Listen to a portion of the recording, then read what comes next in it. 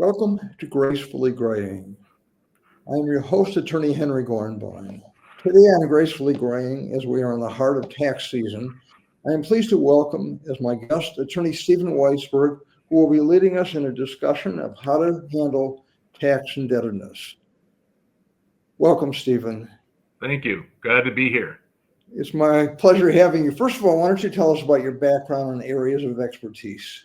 Yeah, so real quickly, I actually started out in corporate bankruptcy, and I was doing that in 2008 when all all hell was breaking loose. Basically, the auto industry was going under, and bottom line is we were representing fairly large suppliers, and always GM, General Motors, Chrysler, and Ford were getting paid in full. And there was a bunch of mom and pop suppliers or just small businesses that were not getting paid anything. They were getting paid pennies on the dollar. And I just realized I didn't want to do what I was doing. I didn't want to just be helping Ford, Chrysler, and GM, even though they're great for the economy here in Michigan and for the country. I wanted to see the looks on people's faces, the small mom and pop stores and the small businesses that I was really helping. And so ultimately, to make a long story short, I found a way to do that. And that was to help people with tax issues, small businesses, individuals, S corps, self-employed people. And so my expertise is in tax debt. It's in improper tax assessments, really any sort of IRS controversy where we're fighting with the IRS over something that they think that you either did or they are telling you that you owe, that you disagree with, or if you owe and you don't have the means to pay what they are saying that you need to pay, there are certain resolutions out there that are available for you. Plenty of people need your help. First of all, Stephen, why don't you explain what tax debt is and how it typically arises for individuals and businesses? Sure. So for individuals, if you're a W-2 worker where you get a paycheck, really the only way for you to get tax debt, I guess a couple ways.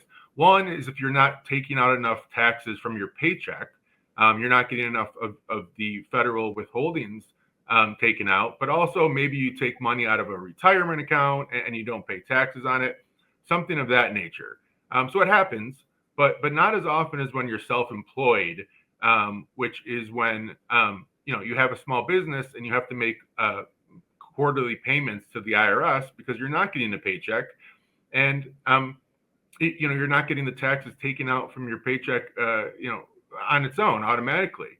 So you have to make these quarterly payments, and if you don't, then you end up at the end of the year in April 15th saying, oops, I don't have the money, and then you're in trouble. There's also payroll tax issues for businesses and business income tax issues, but a lot of payroll tax issues where business owners take money out of the employees' paychecks like they're supposed to, but they're supposed to deposit it with the IRS. Sometimes they don't do that. They have vendors that need to pay. The vendors might say, hey, we're not going to give you any product or services unless you pay us. And if cash flow is low, the business owner, kind of surprisingly, but it happens, will take money out of that they took from the employee's check and they'll give it to the vendors. But in terms of individuals, a lot of it has to do with taking money out of retirement accounts. So that's a big one. Stephen, what are some misconceptions that people have about tax debt or dealing with the Internal Revenue Service? Yeah, one misconception that I always touch on because it bothers me is you'll hear these commercials on TV or late night or commercials that are on the radio a lot too, where they say, hey, I'm not going to name any names, but big tax companies say, hey, call us up. You're going to pay 10% of what you owe. We resolved this one case that was $100,000 owed. We resolved it for $500. So everyone gets really excited, right? They hear that and they're like, oh, I owe $20,000. I only want to pay $2,000 or what it is. Then they call up these companies and the companies basically say, here, hand me over $10,000. We'll figure it out. They don't know anything about your case. They don't figure it out. And then they're basically saying we can file an offering compromise for you. And that's kind of the big buzzword, offering compromise. The offering compromise is what they're talking about, where you're resolving your tax debt for some portion of what you owe, but not the entire amount. And It is true. It's a real thing, but most people don't qualify for it. And because all these big companies say that you're going to qualify and you're going to pay only a portion of what you owe, the acceptance rate for offer and compromise is about 40%. There's these bad actors out there. They send out, they tell people they can do things they can't do. And the IRS never accepts, or accepts very few of the offer and compromises that they sell or they send in. On the other hand, I have probably a 98% success rate with offer and compromise because I only sell an offer and compromise to someone who it actually makes sense for, who qualifies for it. And it's terrible what these companies are doing where they're just reeling people in and telling them too good to be true stories. So that's the biggest misconception. Not everything is going to be resolved for 10 cents on the dollar just because you hear it on the radio. So you need to be really careful. And that's something near and dear to my heart because I worry about the American taxpayer getting really duped by these companies. What are the consequences of ignoring tax debt? Yeah, well, so there's big consequences because the IRS is really the strongest and most powerful collection agency in the country, maybe even in the world. I mean, that's the reality of it. They have more power than any other creditor that you be working with. The consequences of not paying your taxes ultimately is wage garnishment, where they're going to take money from your from your wages, from your pay stub, or they're going to take money right out of your bank account. They'll take the whole thing without thinking about it. Now, there are certain notices that go out. The IRS has to send at least 3 notices to you about your tax debt and the tax debt that you owe. But once they do that, they're able to garnish your wages. They're able to take money out of your bank accounts. In extreme situations, they're able to seize your home and to seize personal assets. Now, that doesn't happen all the time, but it does happen. The big ones are them taking your money from the money you earned from your paycheck and from right out of your bank account. And it's a big deal. It hurts people financially big time. Stephen, you mentioned notices, and there are so many scams out there. Isn't it true that all notices from the IRS are written by mail? And if you got something by email, it might be a scam? Yes, definitely. The IRS will only contact you by mail unless you have a revenue officer assigned. They may contact you by phone. But if that's the case, you need to ask them for their badge number. You need to have them send something out to you so you can see what they're talking about. But yes, the IRS will only contact you by mail. They're not going to email. Certainly not going to email you. They're not going to call you. They're going to send it by mail. Now the problem is there are a bunch of bad actor companies that will send notices by mail, almost pretending that they're the IRS. And just wanting you to call them to ask for their help so that they can sell you something. So you have to be careful there. You always want to ask for someone's badge number, or identification number. You want to make sure you know who you're talking to. Make sure you ask them if they work for the IRS, what their badge number is, what this is about. Get something in writing before you do anything, because there are frauds out there. Stephen, what are some of the most effective strategies for dealing with and reducing your tax debts? Sure. I talked about the offer and compromise, and that's where you only pay a portion of what you owe. And that is an option. Like I said, most people don't qualify, but it is an option. I've reduced, $500,000 debts to $500. And that's the reality. But most people don't qualify. It sounds great in an ad for to say that I've done that, but I don't advertise that because that's not what most people get. There are plenty of other resolution options out there aside from the offer and compromise. There are installment agreements, which are monthly payment plans, but there's also different kinds of monthly payment plans. And the type of payment plan that you get is going to be going to change things for you significantly based on whatever it is. There's what's called partial pay installment agreements, where you'll pay the IRS something monthly, but you'll never end up paying off the total amount of your debt because the IRS only has 10 years to collect from you. So for instance, if you have $100,000 debt, just as an example, and you're only paying $100 a month, you'll never pay off that debt by the end of the statute of limitations, which is that 10 years. So whatever's left over will just drop off. So that's a big difference compared to just a regular installment agreement. There's also, installment agreements that have to be paid in 72 months. There's installment agreements where you don't have 72 months, so you might need to provide financials. There's other installment agreements where it's all based on financials and about what you can what you can pay, which leads me to currently non-collectible status, which is a big one, which is if your income or your expenses outweigh your income, and you really can't pay the IRS anything on a monthly basis, and you don't have any big assets, you can get a currently non-collectible status where it'll stop any sort of enforcement from the IRS. You won't have your wages levied, garnished. You won't have your bank accounts levied, and you won't have to pay the IRS anything. You still owe the tax, but again, it falls off after 10 years. So you could theoretically stay in that currently non-collectible status for 10 years and never pay anything. Now it is, it's not set in stone. You can't stay in that. You don't always stay in that currently non-collectible status forever, but it certainly gives you temporary relief, and it may give you full relief. Now, you talked a little earlier about offers and compromise, and you said, a lot of people aren't eligible. What constitutes eligibility? Yeah, so it's a formula that the IRS uses, and the formula is kind of easy to describe, but it's much more intricate and much more complex when you really get down to the details. But the formula, for all intents and purposes, are, they look at your income, they look at your expenses, and they look at equity you have in assets. So what they're going to do is they're going to look at how much monthly disposable income you have, and that's based on your income and expenses.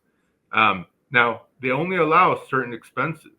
If you have a $1 million house and have, I'm just making up numbers, a $5,000 mortgage, that's not something they'll accept. They'll say, sorry, I understand your mortgage is that high, but we're not going to allow that for purposes of our discussion or determination when it comes to offering compromise. They also look at your monthly disposable income, and they decide if can this person pay it over the 10 years that we have to collect from them. If they can, they won't accept an offer at all. But again, bottom line is the simple formula for an offer and compromise is monthly disposable income multiplied by 12 plus any equity and assets that you have. I'm curious. Let's say the breadwinner is the husband and he's the one who owes the tax debt. Does marriage shield anything? That's a good question. And I have a lot of really nice relationships in the family law realm with family law attorneys because, obviously, when there's tax debt and there is there's an issue where there's a tax debt for family law in a divorce, they can make arrangements where let's say the husband is supposed to pay off the tax debt and the wife is not supposed to based on the divorce decree. But when it comes to the IRS doesn't care about what the state court said.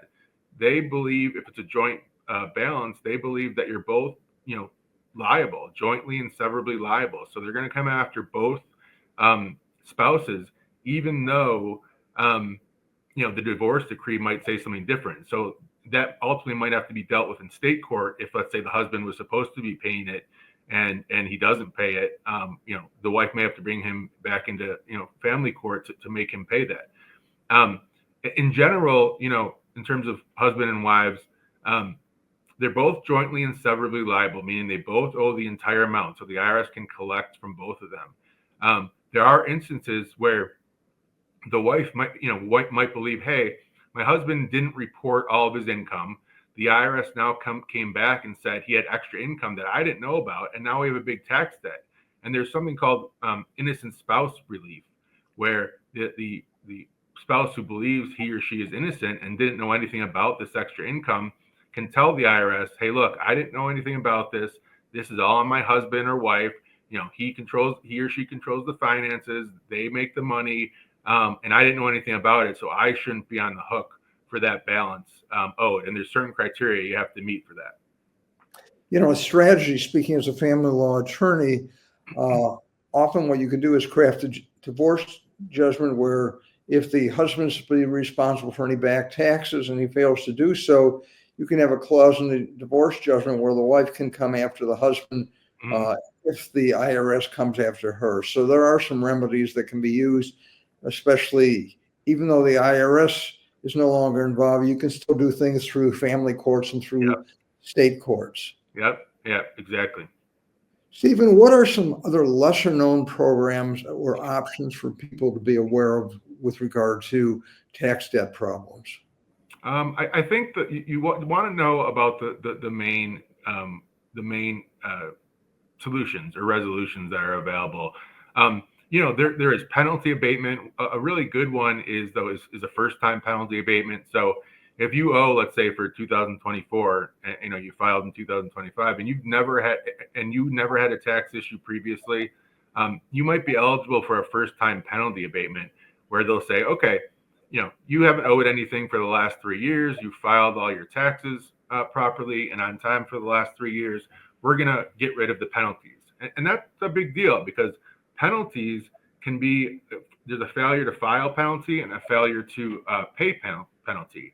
The failure to file and the failure to pay penalty can both reach up to 25% of the total amount that you owe. Meaning, if you get the full penalties for failure to file and failure to pay, you could be owing up to 50% of what you owe, 50% more of what you owe. So penalty abatement's a big one. Other than that, it's you want to go through the resolutions and find out which ones work best for you. We talked about innocent spouse relief. That's one. But the different types of installment agreements are really important. Currently non-collectible is really important. And offering compromise when it works is really important. What steps can be taken by someone to avoid accumulating tax debt? Yeah, so that's a good question as well, because some people continue to owe year after year. And if let's say I got you into a resolution 1 year and you owe the next year, that resolution is going to be thrown out and you're going to have to start all over. If you're not taking enough taxes out of your paycheck, you're not having enough deductions, you've got to change that. And sadly, some people I work with, they just never change it because they think, well, I can't change it because I don't have enough money for my everyday bills. If I change it and more is taken out of my check. Problem is, then you're going to owe the IRS. And if you can't pay the IRS at the end of the day, you're going to be back where you started and you're going to need a new resolution of your underlying debts. So again, if you're a W-2 and you have a paycheck, you need to change the deductions. If you're self-employed and you make money, on your own and you're not paying you're not paying taxes from a paycheck, and you're just having to make quarterly payments. The only thing I can say is you've just got to make your quarterly payments. And some people don't like to hear that because they think they need extra money for this and that. But I would make it as automatic as possible. You want to, whenever you bring money in, you make money, you want to put, I'm just making up numbers, but let's just say a third of it into a separate account in your bank that is for taxes, and then automatically have that money sent over to the IRS every quarter. So at the end of the year, you don't have to worry about it. You don't have to think, I didn't pay enough during the year. I'm going to owe, and now I can't pay it because I don't have enough. You need to make it as automatic as possible. And that's why people with paychecks, they don't have as many tax issues because it's automatic with them. That money comes straight out of their paycheck and, they don't think about it. They just know that their check is much lighter when they get it, but it comes right out. When you're self-employed, that doesn't happen. So you want to try to make it as automatic as possible. When you get money in, set some aside into a different account for taxes. So in essence, pay now to avoid paying later, or more pain later, so to speak. Yep, exactly. Stephen, what advice would you give to someone who is being audited? When you're audited, you've got the IRS. It was a couple different audits, but they're mostly doing correspondence audits. We'll send a letter to you and says, hey, we think you owe X amount, and you only filed and showed Y amount. So you need to be on top of that. you'll get the correspondence and you need to respond timely. If you let it go, it'll spiral and they'll put out a final determination about how much you owe. So you need to respond to those letters. And a lot of people kind of, put their head in the sand and kind of just want to pretend like it's not happening. If you do that, and especially if you're getting audited, they're going to make a determination you're going to owe. What I would tell you is, the reality is, and I'm biased, but it's the truth, you need to get a tax professional involved, get a tax attorney involved so they can help you, discuss this with the IRS and negotiate with the IRS to provide the paperwork that they need to make a proper determination, because the IRS isn't always right. They audit you, but they're not always right. So you want to make sure that if they're not right, you find out why they're not right and you provide the documentation that they need to make it right. As we are doing this podcast, there's a lot of turmoil going on in our government. The IRS has cut drastically on their employees, some of their procedures. What impact do you see the layoffs and dissolution in many respects, departments of government, do you see having this, first of all, in your practice, and second of all, on people with regard to having problems with the IRS and debts? Yeah. As we know, Doge is taking a big bite out of the IRS. I think they're doing a lot of good things. I think they're, making things more efficient. They're going to be cutting waste. That's all good. The problem is, and I think it'll be good for the long term. The problem is they're cutting out, 40% or whatever it is of the people that work in the IRS. So Doge may have a bunch of good ideas about efficiency and making things, less wasteful. And I believe they will. But you can't cut out the people who work there, who know, what's going on before these things are in place, certainly. So for the next year, at least, it's going to be very difficult for everyday taxpayers to really get anything done with the IRS. Now, for me, I actually think it's going to be good for my business. Because taxpayers aren't going to be able to get anything done, they're not going to be able to get in touch with anyone. They're going to have a difficult time with the people that even they are in touch with. They're going to need professionals to help them get through this. So for me, it's going to be good for my business. That said, it doesn't make me happy, because at the end of the day, my allegiance is with the American taxpayers. I want the American taxpayers to get the best service possible and get the most favorable outcomes possible.